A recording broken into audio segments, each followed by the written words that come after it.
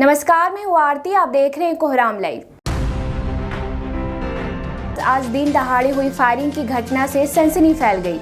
एक बाइक सवार ने छड़ सीमेंट दुकान के मालिक चतुर साहू को टारगेट कर गोलियां दागी। गोली दुकानदार के हाथ को चीरते हुए बाहर निकल गई।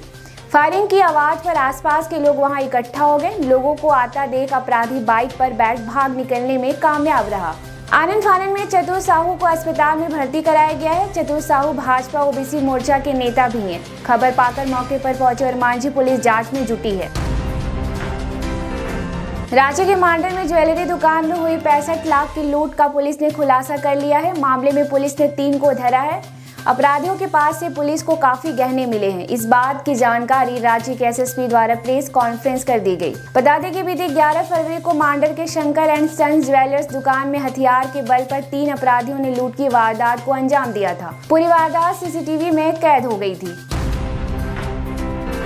झारखंड के अलग अलग जिलों में जंगली हाथियों का तांडव जारी है। रामगढ़, लातेहार, हजारीबाग, लोहरदगा में आतंक मचाने के बाद हाथी अब रांची पहुंच गया है। राजधानी के इटकी इलाके में हाथी ने आज सुबह से 5 लोगों को रौंद डाला है, जिसमें से 4 की मौत हो गई। वहीं एक गंभीर हालत में रिम्स में भर्ती है। वन विभाग के द्वारा बताया जा रहा है कि यह हाथी अपने झुंड से अलग हो गया है। तकरीबन 10-12 साल का यह हाथी अब तक कई लोगों की जान ले चुका है। सुरक्षा के दृष्टिकोण से पूरे इटकी में धारा 144 के तहत निषेधाज्ञा लागू कर दी गई है। साथ ही शाम 5 बजे के बाद इलाके में घर से निकलने से मना किया गया है।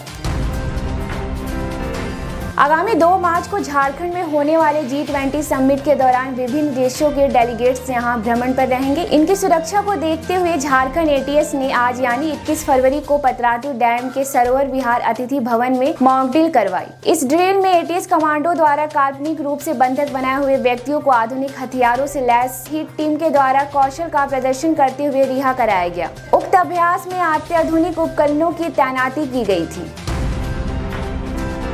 चाईबासा में आज फिर एक IED ब्लास्ट हुआ, जिसमें एक व्यक्ति की मौत हो गई। मृतक की पहचान 23 साल के हरीश चंद्र गोप के रूप में हुई है। हरीश मेरलागढ़ गांव का रहने वाला था। आज सुबह वह लकड़ी चुनने जंगल की तरफ गया था, जहां नक्सलियों द्वारा सुरक्षा बलों को टारगेट कर बिछाए गए IED बम की चपेट में आ गया। यह घटना चाईबासा के गोइलकेरा थाना के मेरलागढ़ गाँव के जंगल के पास हुई। खबर पाकर मौके पर पहुंची सुरक्षा बलों की टीम, जिसके बाद डेड बॉडी को लाया गया।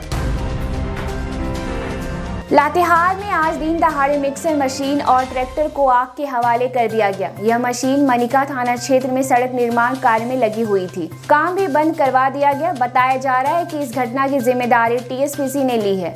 लेवी के चलते मजदूरों को धमकी देते हुए कहा गया कि बिना संगठन से आदेश लिए काम शुरू नहीं करना है। काम शुरू किया तो अंजाम भुगतने के लिए तैयार रहना।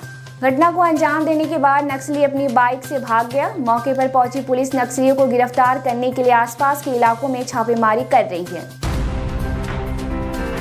ईडी वीरेंद्र राम के 24 ठिकानों पर आज सुबह से ही ताबड़तोड़ छापेमारी कर रही है। वीरेंद्र राम झारखंड के ग्रामीण कार्य विभाग में इंजीनियर इन चीफ के पद पर हैं।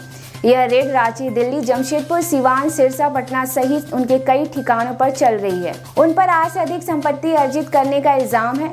पिछले विधानसभा चुनाव के दौरान उनके घर से लगभग 2.5 करोड़ रुपए नकद मिले थे। मंगलवार को हुई इस रेड में वीरेंद्र कुमार राम के ठिकानों से अकुत संपत्ति की जानकारी मिली है। महंगी गाड़ियां व बंगले से संबंधित कागजात का पता चला है, जिसकी छानबीन चल रही है।